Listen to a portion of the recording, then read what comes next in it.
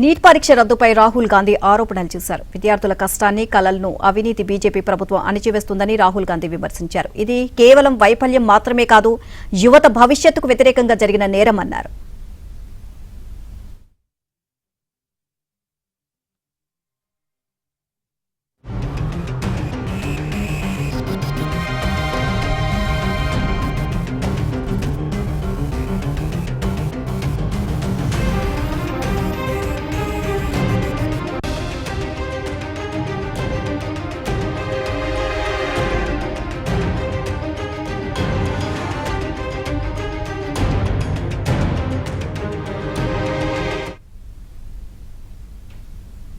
NEET UG 2026 పరీక్షను రద్దు చేస్తూ కేంద్రం తీసుకున్న నిర్ణయాన్ని ఐఎంఏ అధ్యక్షుడు డాక్టర్ అనిల్ కుమార్ నాయక్ స్వాగతించారు. ఈ అక్రమాలపై సమగ్ర విచారణ జరిపి దోషులను కఠినంగా శిక్షించాలని కోరారు. భవిష్యత్తులో ఇలాంటివి జరగకుండా కఠిన నిబంధనలు అమలు చేయాలని, నీట్ పరీక్ష నిర్వహణ బాధ్యతను తిరిగి సిబిఎస్ఈకి అప్పగించాలని ప్రభుత్వానికి సూచించారు.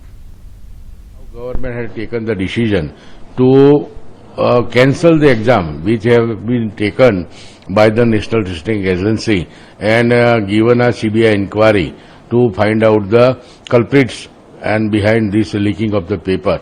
I welcome the decision of the NTA and Government of India for cancelling this examination. As you know, since last 2 years, 11th and 12th, is a most important year for the students who seek admission in medical, engineering, pharmacy, dentistry and everything. All higher education admission are based on NEET UG exams. And this is second time. NTA fails to give us tight security to give an exam in neutral form without any leaking or without any favor or favoritism. But in last time government made certain strict rules for this examination, although it happened second time. So I request government kindly do good investigation in this team and take necessary action against all the culprits.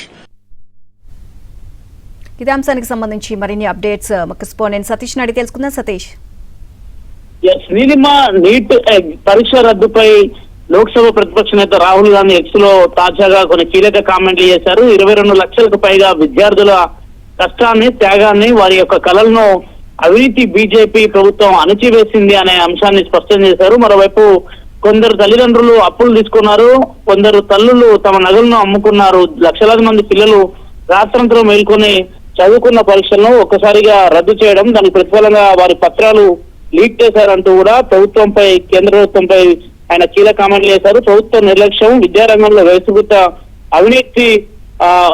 అవినీతి ఎదురయ్యాయి. ఇది కేవలం వైఫల్యం మాత్రమే కాదు, ఇది యువత భవిష్యత్తుకు వ్యతిరేకంగా జరిగిన నేరం అంటూ కూడా రాహుల్ గాంధీ కీలక కామెంట్ చేయడం జరిగింది. ప్రతిసారి కాగితపు మాఫియా నిర్దేశనంగా తప్పించుకుంటుంది, నిజాయితీ గల విద్యార్థులు శిక్ష అనుభవిస్తున్నారు.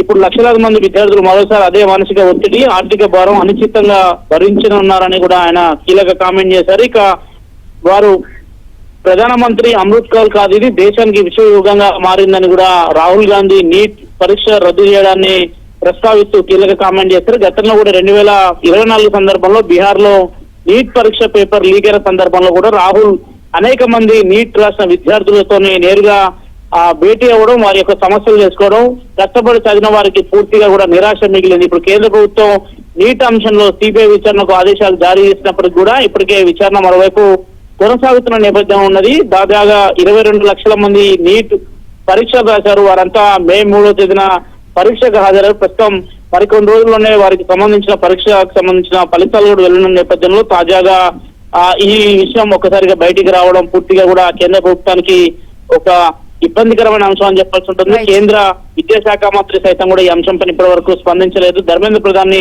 మీడియా జాతీయ మీడియా ఈ రోజు ఉదయాన్నే ఆయనను సంప్రదించిన సందర్భంలో కూడా మీడియాతో ఆయన మాట్లాడకుండా నిరాకరించి వెళ్లిపోయిన పరిస్థితి నెలకొంది. దేశవ్యాప్తంగా నీట్ పరీక్ష రద్దు పైన పెద్ద ఎత్తున ఆందోళనలు కొనసాగుతున్నాయని చెప్పాల్సి ఉంటుంది. అనేక రాష్ట్రాల్లో వేలాదిగా పార్టీలకు సంబంధించిన నేతల రోడ్లపైకి వచ్చి ఆందోళన చేస్తున్న పరిస్థితి నెలకొంది. కేంద్ర ప్రభుత్వం మాత్రం కేవలం నేషనల్ టెస్టింగ్ ఏజెన్సీ ద్వారా ఒక లేఖను అధికారికంగా విడుదల చేసింది. కానీ కేంద్ర ప్రభుత్వం తరఫున ఇప్పటి వరకు ఎవరు అధికారికంగా దీనికి సంబంధించిన అంశంలో అయితే స్పందించలేదు. కానీ కేంద్ర ప్రభుత్వ తీరుపై మాత్రం ప్రతి ఒక్క పార్టీ నేతలు Okay. ప్రతి ఒక్కరు కూడా దీనిపైన పెద్ద ఎత్తున ఆరోపణలు గుర్తిస్తున్నారు. Neelima. Right, thank you Satish.